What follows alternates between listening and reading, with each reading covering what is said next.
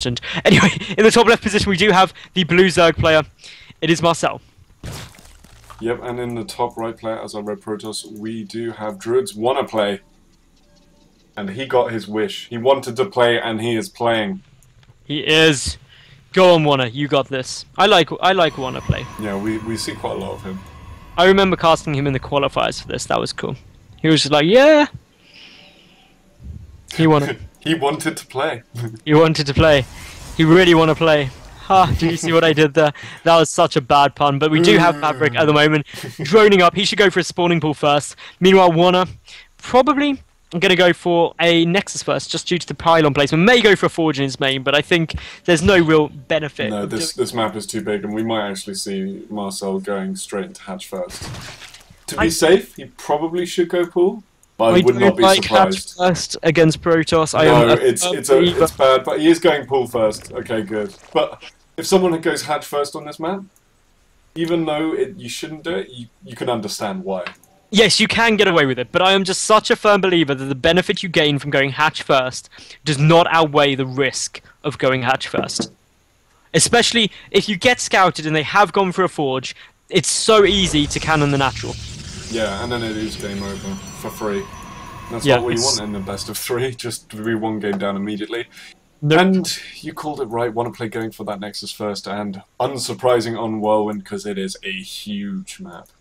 It is a big map. Now we've got Marcel taking the natural, sending one more drone out, just making sure nothing fishy's going on. The Overlord is scouting to the bottom position, but as you said, massive map. You can never, ever, ever, well, unless you're very lucky, scout early on. So, pretty much playing blind for the first 3 minutes. And this he's going to find it eventually when this Overlord slowly drifts in. Slowly. Carefully. Very slowly. Overlord's are sort of the sloth of the StarCraft universe. The sloth or the tortoise? The tortoise. Tortoises can be quite aggressive though, whereas sloths, they just kind of chill. I like sloths. Yeah, they hug things and don't really do much. Plus, have you seen sloths being picked up? That's hilarious. Yeah, they kind of wave their arms around a little bit like, what's going on? It's just like, it's shock in really slow motion. That is basically what it is. Yeah. If they could, they'd be like, ah, is what they basically do. What's happening? And oh wow. Don't expand towards your opponent. Wow. Rule number 1. There. He hasn't got a scout off yet, so he's just... Oh, did you press the B key? You hit B. We all know what you did. Instead of V. Yeah, he hasn't scouted yet, so he doesn't know where the base is. But he knows the base isn't to the south, so I don't understand why he wouldn't take that center one. Yeah, exactly. Like, because that still wouldn't be as okay, I have 2 bases. If I expand to this one, there's a 50% chance I'll get screwed. If I expand to the other one, there's a 100% chance that I don't. So... It would be, like, if I expand to the other one, it's slightly worse, definitely, or I have a 50% chance of it being terrible. Yeah, it doesn't make any sense, and I'm sure he's kicking himself now going, bugger. And you can't cancel it either, you've got to let that finish. It's like, I've committed to this, I'm gonna make it work now. It's sort of like if you get lost while driving a car, especially if you've got a girlfriend or something in there. You don't admit that you're lost, you just keep driving. No, we're taking the scenic route.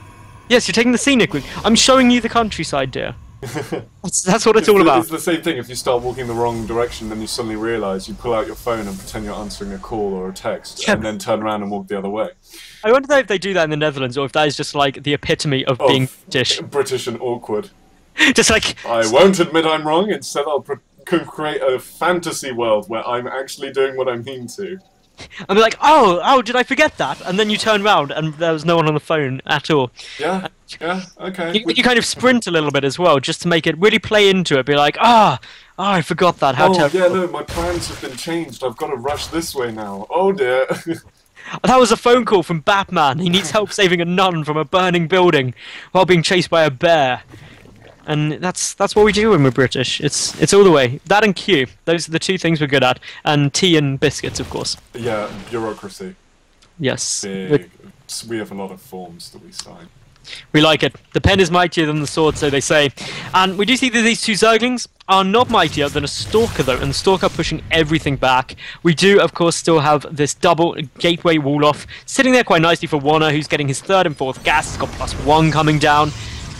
Nothing too exceptional. No, and he has a Stargate thrown down now, actually.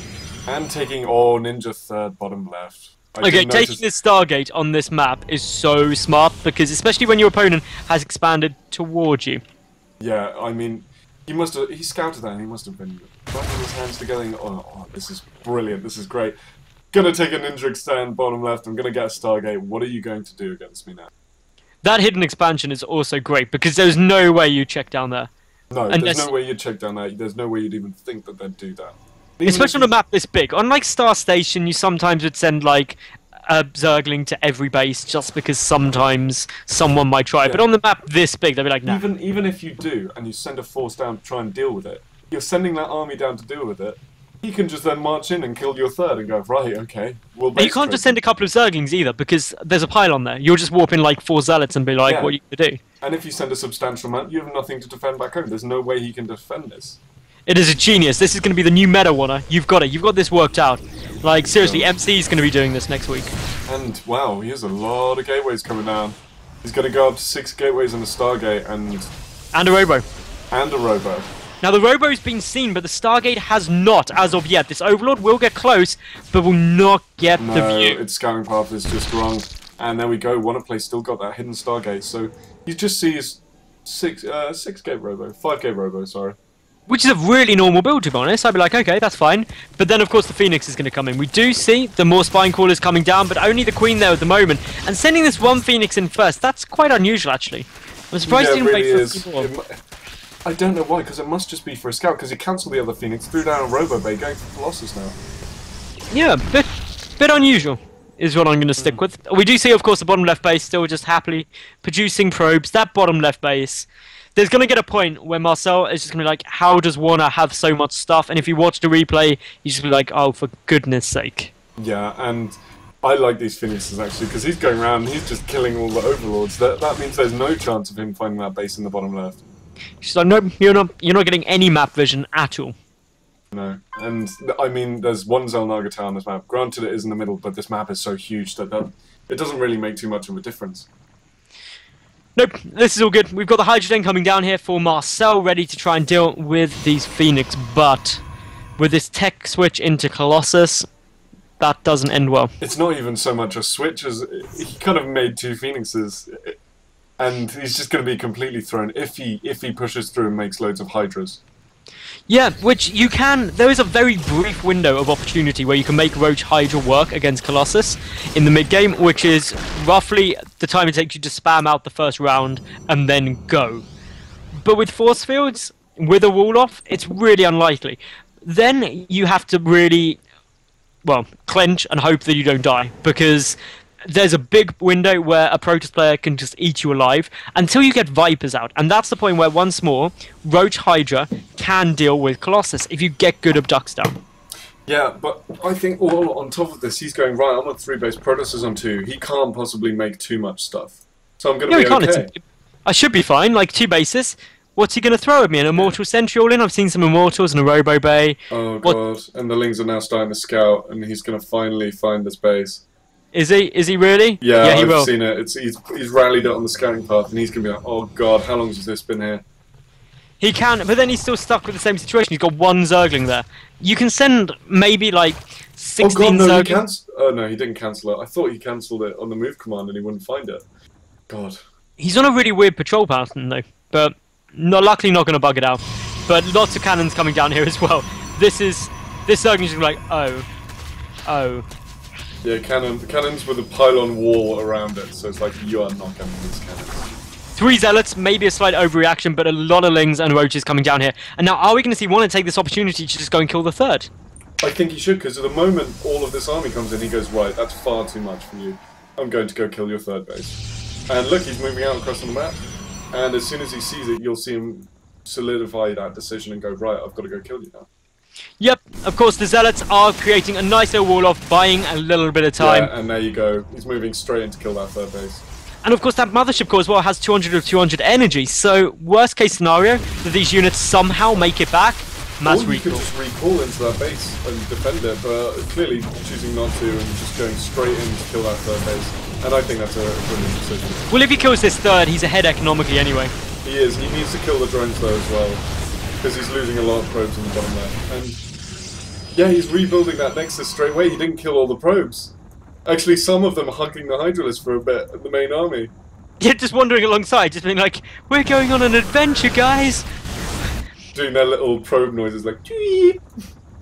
That probe noise is so awesome, but the third base has now fallen for Marcel. We've got a couple of force fields coming out, not quite sure what they were planning to do against Colossus, which of course are massive. And now but he's going to kill, well, the fourth base now. I mean, he's cutting off that ramp with force fields, and he's engaging bit by bit. Oh, there's a big flank coming up, good force fields though, barricading him in, just going to kill all of these Hydras, and that's so many Hydras going down. Yeah, this is pretty much easy time now. Of course, this army can just march in there.